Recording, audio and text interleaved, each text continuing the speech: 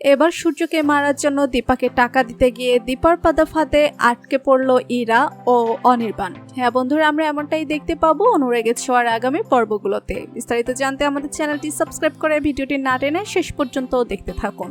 এই নার্স মেয়ে দীপা নয় তা শিওর হওয়ার জন্য তবলা দাদার বাড়িতে দীপাকে খুঁজতে চায় অনির্বাণ। তবে সেখানে গিয়ে তার তেমন কোনো লাভ হয় না, কারণ সঠিক সময়ে অনির্বাণের মুখোমুখি হয়ে তাকে বুঝিয়ে দেয় যে দীপা এই বাড়িতে থাকে। অন্যদিকে সেন বাড়িতে ইরাকে বোকা বানানোর জন্য উর্মিকে নার্সের ছদ্মবেশে রেখে আসে দীপা। উর্মি খুব ভালোভাবে ইরাকে বোকা বানায়। ইরা বুঝতেই পারে না যে দীপা এই বাড়িতে নেই। দীপা যখন আবারও সেন বাড়িতে ফিরে আসে তখন ইরা সূর্যের ঘরে আসে সূর্যকে বিষাক্ত ওষুধটা খাওয়ানোর জন্য। দীপাকে ইরা বলে সূর্যের জন্য দুপুরে খাবারটা নিয়ে আসতে। দীপা যখন বাইরে যায় এই সুযোগে ইরা সূর্যকে বিষাক্ত ওষুধটা খাইয়ে দেয়। ওষুধটা খাওয়ার পর সূর্যের বুকে জ্বালা শুরু হয়। বাইরে দাঁড়িয়ে সবটা দেখে দীপা, কিন্তু তার কিছুই করার নেই।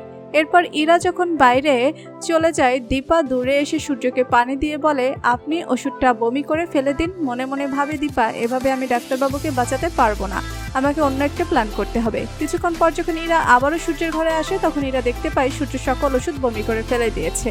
দীপা গিয়ে ইরাকে বলে, আপনি ওনাকে কি ওষুধ খাওয়াতে চেয়েছেন সেটা কিন্তু আমি জানি। আপনি যদি আমার কথায় রাজি হন তাহলে আমি আপনাদের কাজটা আরো সহজ করে দিব। তখন দীপার কথায় রাজি হয় ইরা আর অনির্বাণ। এইটা যে তাদের ফাঁসানোর জন্য দীপার একটা চাল ছিল সেটা কিছুতেই বুঝতে পারে না তারা।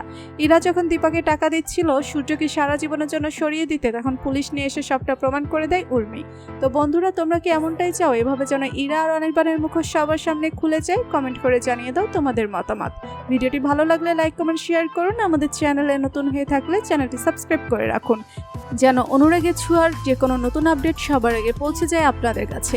ধন্যবাদ সবাইকে।